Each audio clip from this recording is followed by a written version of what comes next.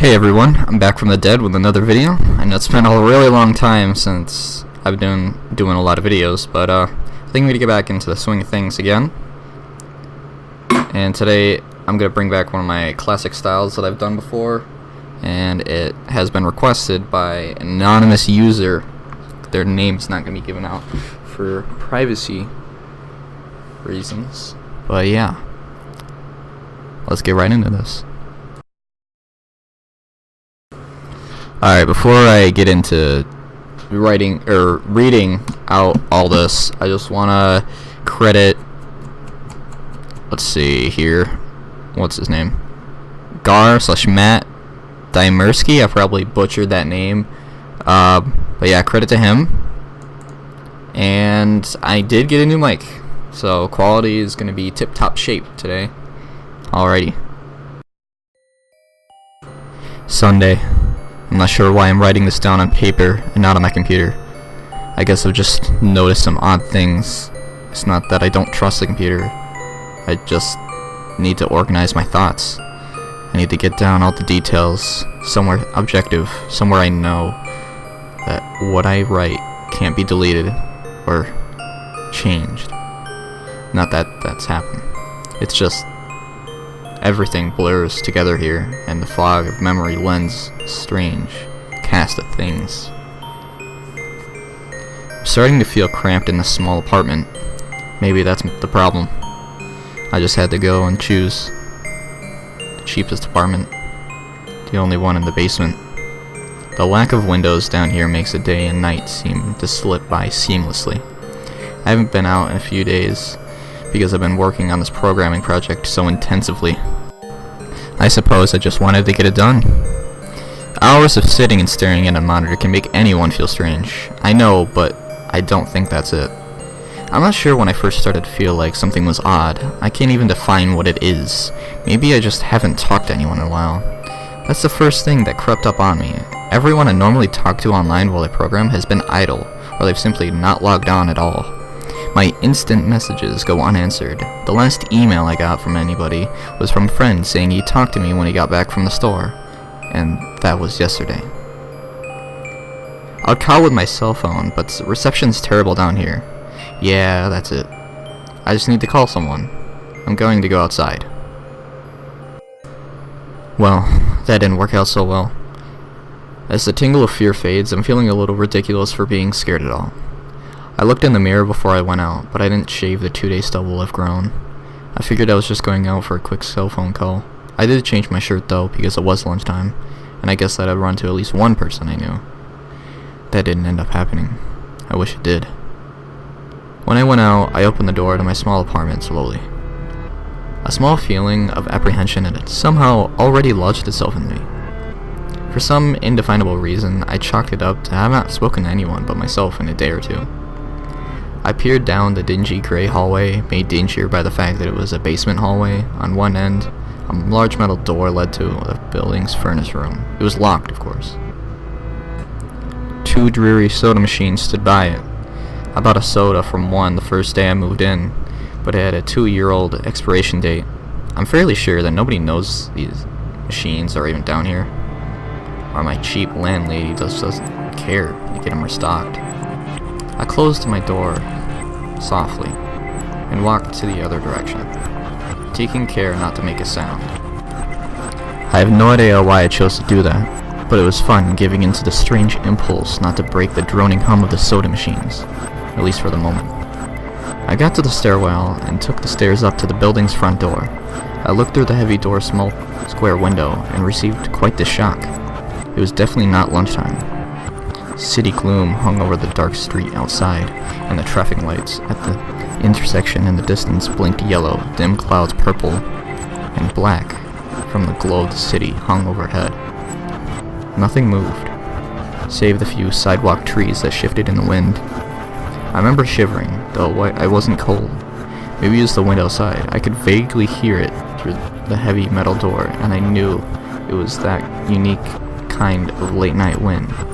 Kind that was constant, cold, and quiet, save the rhythmic music it made as it passed through the countless unseen tree leaves. I decided not to go outside. Instead, I lifted my cell phone to the store's little window and checked the signal meter. The bars filled up the meter, and I smiled. Time to hear someone else's voice. I remember thinking, relieved. It was such a strange thing to be afraid of nothing. I shook my head, laughing at myself silently. I hit speed dial for my best friend Amy's number, and held up my phone to my ear. It rang once, but then it stopped. Nothing happened. I listened to silence for a good 20 seconds, then hung up. I frowned, looking at the signal meter, still full. I went to dial her number again, but my phone rang in hand, startling me. I put it up to my ear. "Hello?" I asked, immediately fighting down a small shock at hearing the first spoken voice in days. Even if it was my own, I'd gotten used to the droning hum of the building's inner workings, my computer and the sewing machines in the hallway. There was no response to my greeting at first, but then, finally, a voice came. "Hey," said a clear male voice, obviously of college age, like me. "Who's this?" "John," I replied, confused. "Oh, sorry, wrong number," he replied, then hung up. I lowered the phone slowly and leaned against the thick brick wall of the stairwell. That was strange. I looked at my received call list, but the number was unfamiliar. Before I could think on it further, the phone rang roundly, shocking me yet again. This time, I looked at the caller before I answered. It was another unfamiliar number. This time, I held up the phone to my ear, but then said nothing. I heard nothing but the general background noise of a phone. Then, a familiar voice broke my attention. "John?" was a single word in Amy's voice. I breathed a sigh of relief. "Hey, it's you. Who else would it be?" she responded. "Oh, the number. I'm at a party on 7th Street, and my phone just died as you called me." "This is someone else's phone, obviously."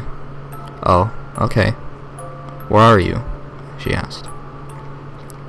My eyes glanced over the drab, whitewashed cinder block walls and the heavy metal door with a small window. "At my building," I sighed, just feeling cooped up. I didn't realize it was so late.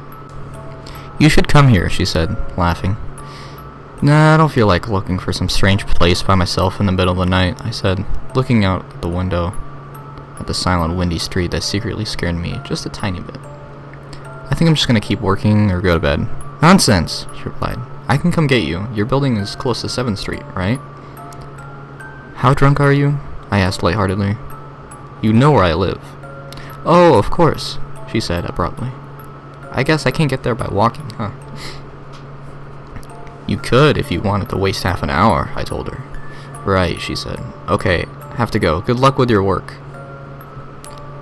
I lowered my phone once more, looking at the numbers flash as the call ended. Then the droning silence suddenly reasserted itself in my ears. The two strange calls on the eerie street outside just drove home my aloneness in this empty stairwell. Perhaps from having seen too many scary movies, I had the sudden inexplicable idea that something could look in the door's window and see me. Some sort of horrible entity that covered at the edge of my aloneness, just waiting to creep up on unsuspecting people that strayed too far from other human beings. I knew the fear was irrational, but nobody else was around, so I jumped down the stairs, ran down the hallway into my room, and closed the door as swiftly as I could while staying silent. Like I said, I feel a little ridiculous for being scared of nothing, and the fear had already faded. Writing this down helps a lot. It makes me realize that nothing is wrong. It filters out half-formed thoughts and fears that leaves only cold, hard facts. It's late. I got a call from the wrong number, and Amy's phone died, so she called me back from another number. Nothing strange is happening. Still, there was something a little off about that conversation. I knew it could have been just the alcohol she had, or was it even her that seemed off to me? Or was it? Yes, that was it. I didn't realize it until this moment. Writing these things down, I knew writing things down would help. She said she was at a party, but I only heard silence in the background. Of course, that doesn't mean anything in particular, as she could have just gone outside to make the call. No, that couldn't be either. I didn't hear the wind. I need to see if the wind is still blowing. Monday. I forgot to finish writing last night. I'm not sure what I expected to see when I ran up the stairwell and looked out the heavy metal door's window. I'm feeling ridiculous. Last night's fear seems hazy and unbreathable to me now. I can't wait to go out into the sunlight. I'm going to check my email, shave, shower, and finally get out of here. Wait, I think I heard something. It was thunder. That whole sunlight and fresh air thing didn't happen. I went out into the stairwell and up the stairs, only to find disappointment. The heavy metal's door, little window, showed only flowing water as torrential rain slammed against it.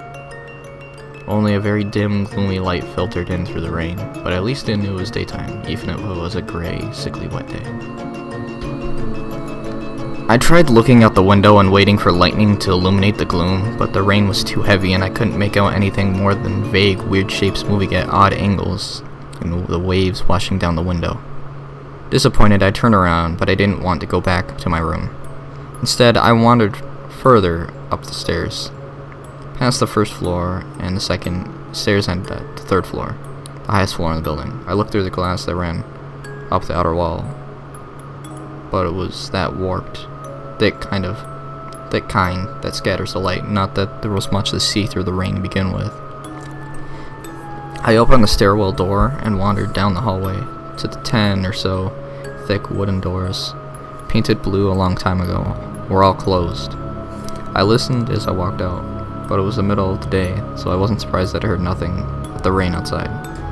As I stood there in the dim hallway listening to the rain, I had the strange, fleeting impression that the doors were standing like silent granite monoliths erected by some ancient forgotten civilization for some unfathomable guardian purpose. Lightning flashed, and I could have sworn that, for just a moment, the old grainy blue wood looked just like rough stone. I laughed at myself for letting my imagination get the best of me, but then it occurred to me that the dim gloom and the lightning must mean there was a window somewhere in the hallway. A vague memory surfaced, and I suddenly recalled that the third floor had an alcove and an inset window halfway down the floor's hallway. Excited to look out into the rain and possibly see another human being, I quickly walked over to the alcove, finding the large, thin glass window the rain washed down in. As with the front door's window, but I could open this one, I reached a hand to slide it open, but hesitated. I had the strangest feeling that if I opened the window, I would see something absolutely horrifying on the other side. Everything's been so odd lately. So I came up with a plan. I came back here to get what I needed. I don't seriously think anything will come out of it, but I'm bored. It's raining and I'm going stir crazy. I came back to get my webcam. The cord isn't long enough to reach the third floor by any means, so instead I'm going to hide it between the two soda machines in the dark end of my basement hallway, run the wire along the wall and under my door, and put the black duct tape over the wire to blend it in with the black plastic strip that runs along the base of the hallway's walls. I know this is silly, but I don't have anything better to do. Well, nothing happened. I propped open the hallway to stairwell door, steeled myself, then flung the heavy front door wide open, and ran like hell down the stairs to my room and slammed the door. I watched the webcam on my computer intently, seeing the hallway outside my door and most of the stairwell. I'm watching it right now. I don't see anything interesting. I just wish the camera's position was different so I could see out the front door. Hey, somebody's online. I got out an older, less functional webcam that I had in my closet to video chat with my friend online. I couldn't really explain to him why I wanted the video chat, but it felt good to see another person's face. He couldn't talk very long, and we didn't talk about anything meaningful, but I feel much better. My strange fear has almost passed. I would feel completely better, but there was something odd about our conversation. I know that I've said that everything has seemed odd, but still, he was very vague in his responses. I can't recall one specific thing that he said, no particular name or place or event. But he did ask for my email address to keep in touch. Wait, I just got an email. I'm about to go out. I just got an email from Amy that asked me to meet her for dinner at the place we usually go to. I do love pizza, and I've been eating random food from my poorly stocked fridge for days, so I can't wait. Again, I'm feeling ridiculous about the odd couple of days I've been having. I should destroy this journal when I get back. Oh, another email. Oh my god. I almost left the email and opened the door. I almost opened the door. I almost opened the door. But I read the email first. It was from a friend I hadn't heard from a long time, and it was sent to a huge number of emails that must have been every person he had saved in his address list. It had no subject, and it said simply, "Seen with your own eyes. Don't trust them. They..." What the hell is that supposed to mean? The words shock me. I'm gonna keep going over and over them. Is it a desperate email just sent as something happened? The words are obviously cut off without finishing. On any other day I would have dismissed this as spam from a computer virus or something, but the words, "seen with your own eyes." I can't help but read over this journal and think back on the last few days and realize that I have not been seen any other person with my own eyes or talked to another person face to face. The webcam conversation with my friend was so strange, so vague, so eerie. Now that I think about it, what is eerie? Or is the fear clouding my memory? My mind toys with the progression of events I've written here, pointing out that I have not been presented with one single fact that I did not specifically give out unsuspectingly. The random wrong number that got my name and the subsequent strange return call from Amy, the friend that asked for my email address.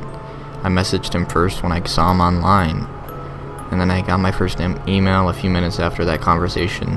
"Oh my god, that phone call with Amy," I said over the phone. I said that it was within half an hour's walk of 7th Street. They know I'm near there. What if they're trying to find me? Where is everyone else? Why haven't I seen or heard anyone else in days?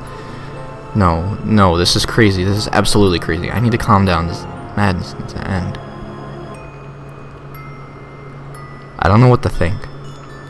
I ran about my apartment furiously, holding up my cell phone to every corner to see if I got a signal through the heavy walls. Finally, in the tiny bathroom near one ceiling corner, I got a single bar. Holding my phone there, I sent a text message to every number on my list, not wanting to betray anything about my unfounded fears. I simply sent, "You seen anyone face to face lately?" At that point, I just wanted any reply back. I didn't care what the reply was, or if I embarrassed myself. I tried to call someone a few times, but I couldn't get my head up high enough. And if I brought my cell phone down even an inch, it lost signal. Then I remembered the computer and rushed over to it, instant messaging everyone online. Most were idle or away from the computer. Nobody responded. My messages grew more frantic, and I started telling people where I was and to stop by in person for a host of barely passable reasons. I didn't care about anything at that point. I just needed to see another person. I also tore my apartment looking for something that I might have missed, some way to contact another human being without opening the door. I know it's crazy, I know it's unfounded, but what if? What if? I just need to be sure. I tapped the phone to the ceiling, in case. Tuesday. The phone rang. Exhausted from last night's rampage, I must have fallen asleep. I woke up to the phone ringing and ran to the bathroom, stood on the toilet and flipped open the phone, then tapped to the ceiling. It was Amy, and I feel so much better. She was really worried about me, and apparently had been trying to contact me since the last time I talked to her. She's coming over now, and yes, she knows where I am without me telling her. I feel so embarrassed. I'm definitely throwing this journal away before anyone sees it. I don't even know why I'm writing in it now. Maybe it's just because it's the only communication I've had at all since God knows when. I look like hell, too. I looked in the mirror before I came back in here. My eyes are sunken and my stubble is thicker, and I just look generally unhealthy. My apartment is trashed, but I'm not going to clean it up. I think I need someone else to see what I've been through. These past few days have not been normal. I am not one to imagine things. I know I've been the victim of some extreme probability. I probably missed seeing another person a dozen times. I just happened to go out when it was late at night, or in the middle of the day when everyone was gone. Everything's perfectly fine. I know this now. Plus, I found something in the closet last night that has helped me tremendously. A television. I set it up just before I wrote this. and it's on in the background. The television has always been an escape for me, and it reminds me that there's a world beyond these dingy brick walls. I'm glad Amy's the only one that responded to me after last night's frantic pestering of everyone I could contact.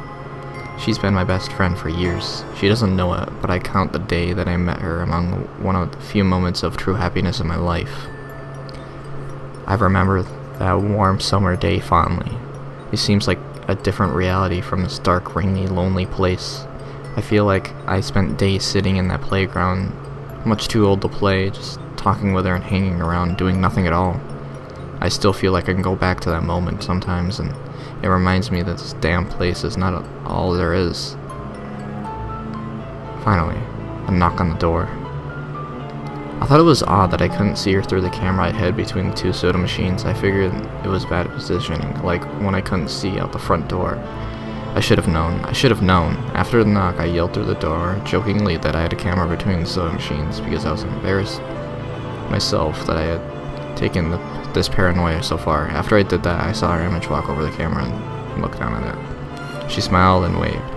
"Hey," she said to the camera brightly, giving a wry look. "It's weird, I know," I said into the mic attached to my computer. "I've had a weird few days." "Must have," she replied.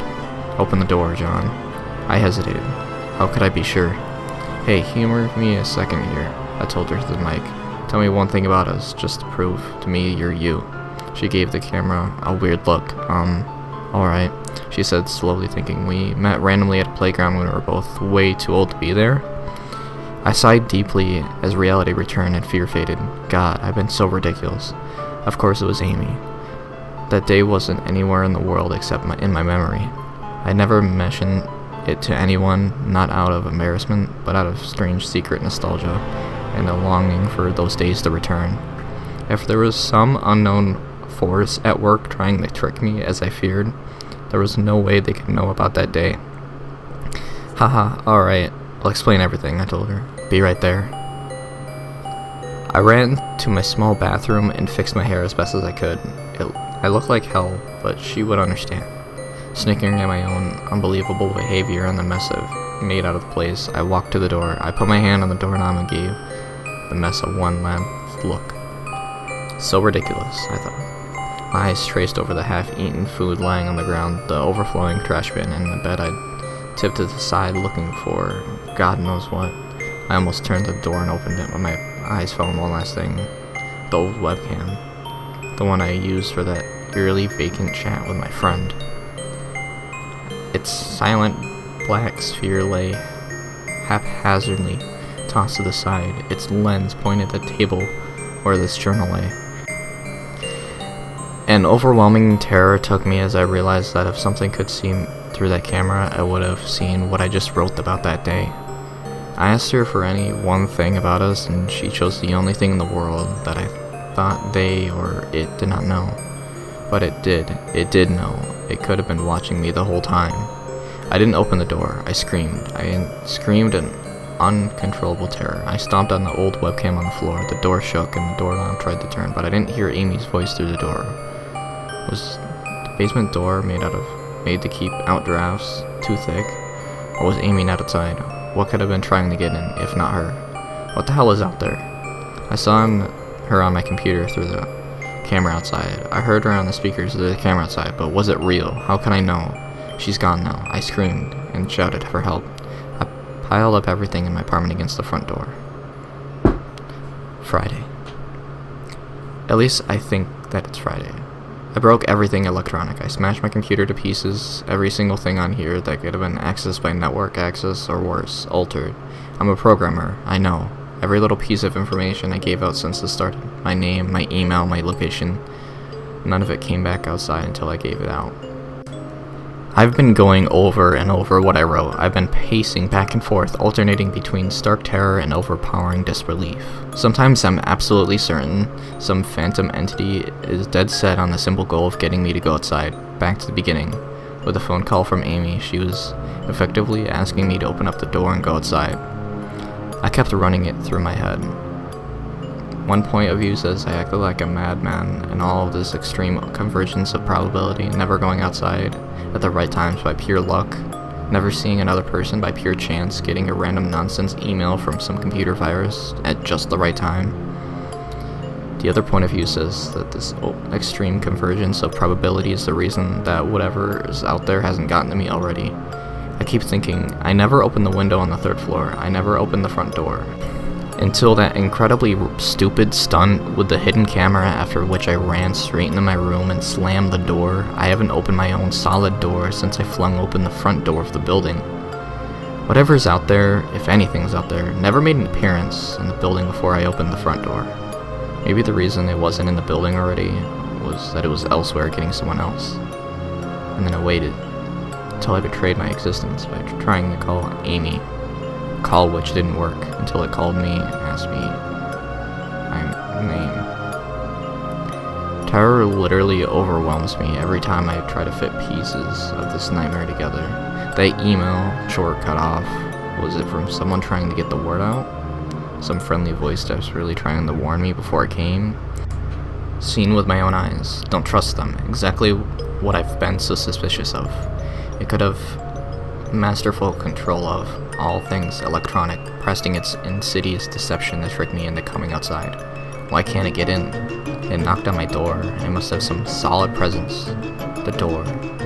The image of those doors in the upper hallway as the guardian monolith flashes back in my mind every time I trace this path of thoughts. If there's some phantom entity trying to get me to go outside, maybe it can't get through doors. I kept thinking back over all the books I've read or movies I've seen, trying to generate some explanation to this. Doors have always been such intense foci of human imagination, always seen as wards or portals of special importance, or perhaps the door is just too thick. I know that I couldn't bash through any of the doors in this building, let alone the heavy basement ones. Aside from that, the real question is, why does it even want me? If it just wanted to kill me, it could do it in a number of ways, including just waiting till I starve to death. What if it doesn't want to kill me? What if it has some far more horrific fate in store for me? God, what can I do to escape this nightmare? I knock on the door.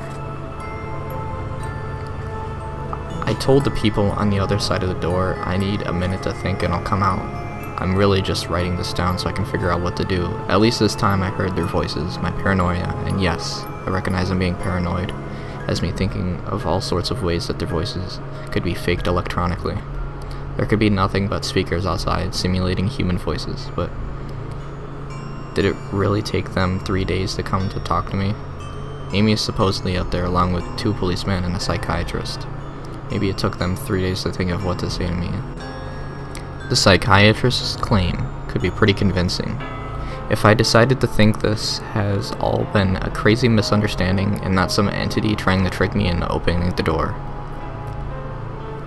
The psychiatrist had an older voice, authoritarian but still caring. I liked it. I'm desperate just to see someone with my eyes. He said I had something called Psychosis. I am just one of those nationwide epidemic of thousands of people having breakdowns triggered by a suggestive email that got through somehow. I swear he said, got through somehow. I think he means spread throughout the country inexplicably, but I'm incredibly suspicious that the entity slipped up and revealed something. He said I am part of a wave of emergent behavior, that a lot of other people are having the same problem with the same fears, even though we've never communicated. That neatly explains the strange email about eyes that I got. I didn't get the original triggering email, I got a descendant of it. My friend could have broken down too, and tried to warn everyone he knew against his paranoid fears. That's how the problem spreads, the psychiatrist claims. I could have spread it too, with my texts and instant messages online to everybody I know. One of those people might be melting down right now after being triggered by something I sent to them. Something they might interpret in any way that they want. Something like a text saying, "I've seen anyone face to face lately." The psychiatrist told me that he didn't want to lose another one, that people like me are intelligent, and that's our downfall. We draw connections so well that we draw them even when they shouldn't be there. He said it's easy to get caught up in all paranoia in our fast-paced world, a constantly changing place where more and more of our interaction is simulated. I have to give him one thing. It's a great explanation. It nearly explains everything. It perfectly explains everything. In fact, I have every reason to shake off this nightmarish fear that something or consciousness is out there, being out there, wants me to open the door so that it can capture me for some horrible fate worse than death. It'd be foolish, after hearing that explanation, to stay in here until I starve to death, just despite the entity that might have gotten everyone else. It would be foolish to think that, after hearing that explanation, I might be one of the last people left alive in an empty world, hiding in my secure basement room, spiting some unthinkable, deceptive entity just by refusing to be captured. It's a perfect explanation for every single strange thing I've seen or heard, and that I have every reason in the world to let all my fears go and open the door. That's exactly why I'm not going to. How can I be sure? How can I know what's real and what's deception? All of these damn things with their wires and their signals that originate from some unseen origin. They're not real. I can't be sure. Signals through a camera, fake video, deceptive phone calls, emails, even the television lying broken on the floor. How can I possibly know it's real? It's just signals, waves, light, door. It's bashing on the door. It's trying to get in. What insane mechanical contrivance could be using to simulate the sound of men attacking the heavy wood so well? At least I'll finally see it with my own eyes. There's nothing left in here for it to deceive me with. I've ripped apart everything else. It can't deceive my eyes, can it? Seen with your own eyes. Don't trust them, they. Wait. Was that desperate message telling me to trust my eyes or waiting?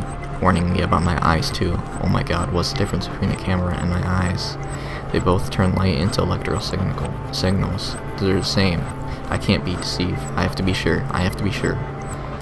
Date unknown. I calmly asked for a paper and a pen, day in and day out, until it finally gave them to me. Not that it matters. What am I going to do? Poke my eyes out? The bandages feel like a part of me now. The pain is gone. I figure this will be one of my last chances to write legibly, as without my sight, to correct mistakes. My hands will slowly forget the motions involved. This is a sort of self-indulgence, this writing. It's a relic of another time, because I'm certain everyone left in the world is dead, or something far worse. I sit against a padded wall, day in and day out. The entity brings me food and water. It masks itself as a kind of nurse, as an unsympathetic doctor. I think it knows that my hearing has sharpened considerably now that I live in darkness. It fakes conversations in the hallways on the off chance that I might overhear. One of the nurses talks about having a baby soon. One of the doctors lost his wife in a car accident. None of it matters. None of it's real. None of it gets to me. Not like she does. That's the worst part. The part I almost can't handle. The thing comes to me, masquerading as Amy. Its recreation is perfect. It sounds exactly like Amy, feels exactly like her. It even produces a reasonable facsimile of tears that makes me feel like on its lifelike cheeks. When it first dragged me here, it told me all the things I wanted to hear. It told me that she loved me, that she had always loved me, and that it didn't understand why I did this. That we could still have a life together if I would only stop insisting that I was being deceived. It wanted me to believe, no, it needed me to believe that she was real. I almost fell for it, I really did. I doubted myself for the longest time. In the end, though, it was all too perfect, too flawless, and all too real. The false Amy used to come to me every day, and then every week, and then finally stopped coming altogether. But I don't think the entity will give up. I think the waiting game is just another one of its gambits. I will resist for the rest of my life, if I have to. I don't know what has happened to the rest of the world, but I do know that this thing needs me to fall for its deceptions. If it needs that, then maybe, just maybe, I'm a thorn in its agenda. Maybe Amy is still alive out there somewhere, kept alive only by my will to resist the deceiver. I hold on to that hope, rocking back and forth in my cell the past time. I will never give in. I will never break. I am a hero. The doctor read the paper the patient had scribbled on. It was barely readable, written in the shaky script of one who cannot see. He wanted to smile at the men's steadfast resolve, a reminder of human will to survive, but he knew that the patient was completely delusional. After all, a sane man would have fallen for the deception long ago. The doctor wanted to smile. He wanted to whisper words of encouragement into the delusional man. He wanted to scream, but the nerve filaments wrapped around his head and into his eyes made him do otherwise. His body walked into the cell like a puppet and told the patient once more that he was wrong and there was nobody trying to deceive him.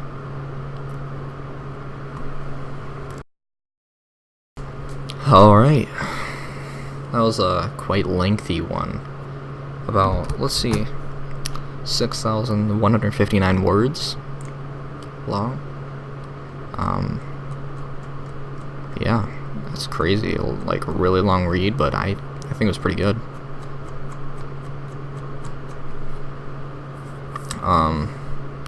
Yeah, I'm just gonna leave it off here. It's taken me a long time to be able to edit this video and put it all together, but hey, it's working out so far. So let's just hope that this all works out, and I'll be able to keep a consistent upload schedule. But yeah, see you guys in the next video, I guess. Down,